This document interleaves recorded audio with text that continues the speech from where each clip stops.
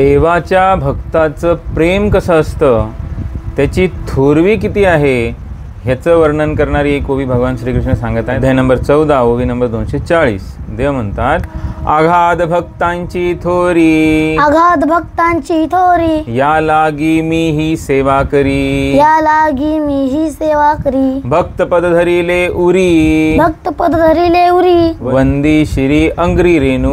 वंदी श्री अंग्री रेणू. अर्थ लक्षात घ्या. देव म्हणतोय की माझ्या भक्तांची थोरवी अशी अपार अगाध आहे की मी त्यांची सेवा करतो. देव कोणाची सेवा करतोय? भक्तांची.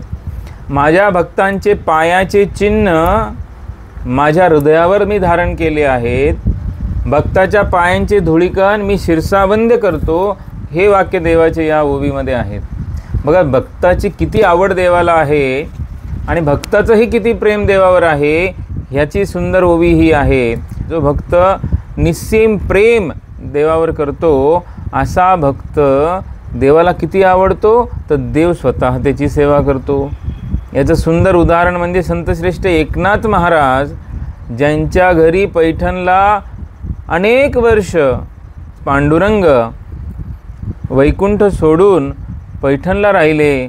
आणि ते फक्त राहिलेच नाही, तर नाथ महाराजांच्या घरी त्यांनी झाडू मारण्याचं काम केलं, पाणी भरण्याचं काम केलं, अनेक प्रकारची सेवा नाथ महाराजांची केली. इतकी आवड त्या देवाला अशा भक्तांची आहे. म्हणून काय म्हणलेले, या सुखा कारणे देव वेडावला, वैकुंठ सोडूनी संत सदनी राहिला. इतकी आवड त्या संतांची, म्हणजेच त्या भक्तांची, निज भक्तांची देवाला आहे. संतांच्या जीवनामध्ये आपण पाहिलं आहे की देव हा संतांच्या मदतीला धावून आलेला आहे. नाथ महाराजांच्याकडे तर तो राहिला, परंतु संत जनाबाईच्या ठिकाणी दळण दळलं.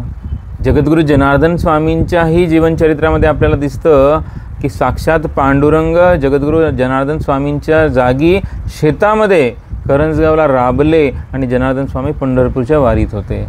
अशा प्रकारे देवाला या भक्तांची इतकी आवड असते की देव त्यांच्या सेवेला जात असतो. त्याच्याही पुढं देव काय म्हणतो की सेवाच मी करतो असं नाही, तर देवाने भक्तांची लाथ आनंदाने आपल्या हृदयावर धारण केलेली आणि ती मिरवत राहतो. हे बघा, ही कथा आहे भृगु ऋषींची. भृगु ऋषी एकदा वैकुंठात गेले, तर रागामध्ये त्यांनी भगवान विष्णूंच्या छातीला लाथ मारली.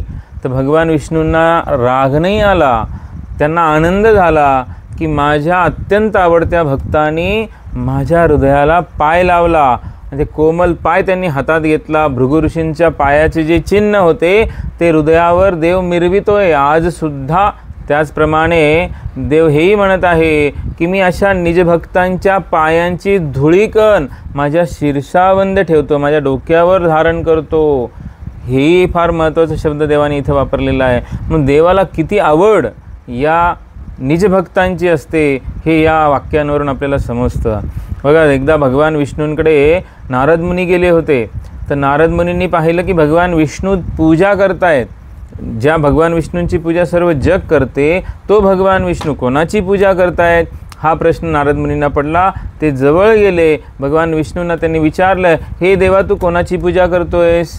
त्या देवाने सांगितलं की माझ्या लाडक्या भक्तांच्या, म्हणजेच संतांच्या चरणकमलांची धुळीकण मी जमा केलेले आहेत आणि ते सगळे धुळीकण या रेशमी फडक्यामध्ये बांधलेले आहेत. आणि ह्या रेशमी फडक्यात असलेल्या सर्व धुळीकणांचं मी पूजन दररोज करतो, कारण ह्या चरणकमलांची धूळ मला वंदनीय आहे. कारण काय म्हटलेलं आहे, संत चरण रज लागता सहज वासनेचे बीज जळून जाय. म्हणजे संतांच्या चरणांच्या धुळीकणांमध्येच ते सामर्थ्य असतं जे आपल्या वासनांचा नाश करू शकते. भगवंतापेक्षाही श्रेष्ठ संतांना का मानलेलं आहे, तर हे एक कारण त्याच्यामध्ये आहे. म्हणून जे देवाचे अत्यंत लाडके भक्त असतात, म्हणजे जे संत आहेत, त्या संतांच्या चरणकमलांची धूळ ही देव माथ्यावर लावतो. इतकं आवड त्या देवाला या संतांची आहे, या भक्तांची आहे. याचं आता भक्तांचं किती प्रेम देवावर असतं ह्याचेही उदाहरणं देवाने या ठिकाणी 5 उदाहरणं दिलेली आहेत, तेही आपण या ठिकाणी बघूया. पहिलं उदाहरण दिलेलं आहे कंजूस माणसाचं. आता कंजूस व्यक्ती जेव्हा एखाद्या दूरच्या प्रवासाला जातो तेव्हा तो जरी शरीराने खूप दूर गेलेला असेल, परंतु त्याचं सगळं चित्त हे घरात असलेल्या धनाजवळ असतं. त्याच प्रकारे भक्त हा कुठेही राहो तनाने, परंतु त्याचं चित्त मात्र त्याच्या लाडक्या भगवंताच्या चरणी असतं. हे उदाहरण पहिलं आहे. दुसरं उदाहरण, बरेच दिवस मूलबाळ नसलेल्या बाईला जर दिवस गेले आणि ती गर्भवती राहिली, तर जितका आनंद त्या गर्भवती स्त्रीला होतो आणि जितक्या आनंदाने ती गर्भाला वाढवते, तिच्याही पेक्षा जास्त आनंद निजभक्ताला म्हणजेच देवाच्या लाडक्या भक्ताला देवाच्या भजनामध्ये वाटतो. हे दुसरं उदाहरण देवाने या ठिकाणी दिलेलं आहे. तिसरं उदाहरण, वंध्य स्त्री म्हणजे जिला मूलबाळच होत नव्हतं, त्या स्त्रीला जर डोहाळे लागले तर जितक्या हौसेने तिचे डोहाळे पुरवले जातात, तितकी हौस भक्ताला देवाची असते. अंतःकरणात त्या भक्ताला त्या देवाबद्दल तितकं प्रेम असतं की त्याचं प्रेम उचंबळून येत असतं.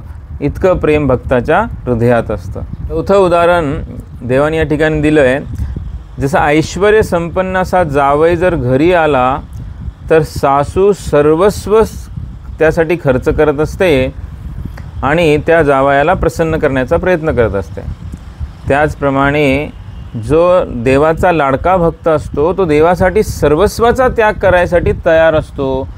हे या ठिकाणी देवाने सांगितलेलं आहे. शेवटचं आणि 5वं उदाहरण देवाने या ठिकाणी दिलेलं आहे ते म्हणजे गुणवान, रूपवान आणि धनवान पती जर दूर देशी गेला तर त्याची पत्नी विरहाने जशी तळमळत असते, तसं देवाचा लाडका भक्त देवाच्या प्रेमासाठी आंतरिक तळमळीने व्याकुळ झालेला असतो. तो अत्यंत व्याकुळ होत असतो भगवंताच्या प्रेमासाठी आणि त्या व्याकुळतेमुळे त्याला देव प्रसन्न होत असतो. आणि देव म्हणतात, हे उद्धवा, या भक्ताची तळमळ अशी असते आणि त्या तळमळीलाच भुलून हा श्रीपती, हा लक्ष्मीपती त्याच्या अधीन होऊन जातो आणि तो जे म्हणेल ते करत असतो. भक्ताच्या शब्दाचं उल्लंघन कधीही भगवंत करत नाही. असा हा देव जो संपूर्ण ब्रह्मांडाचा मालक आहे, पण तो सुद्धा भक्ताच्या प्रेमापोटी त्याच्या शब्दाच्या पुढे जात नाही. शेवटी देव म्हणतो, माझ्यावरील निरपेक्ष प्रेमाने माझी नितांत आवड माझ्या भक्ताला निर्माण होते आणि त्या आवडीलाच भक्ती, खरी भक्ती असं म्हणतात. म्हणून देवाची नितांत आवड निर्माण होणे हेच भक्तीचं खरं लक्षण आहे. आणि ही भक्ती इतकी महान आहे की मोक्षसुद्धा तिच्या पायाशी लोटांगण घालते. असं महत्त्व या भक्तीचं देवाने वर्णन केलेले आहे. आणि या भक्तांची आवड किती देवाला आहे आणि भक्तांनासुद्धा देवाची किती आवड आहे याचं सुंदर वर्णन या ठिकाणी या ओवीमध्ये आलेलं आहे.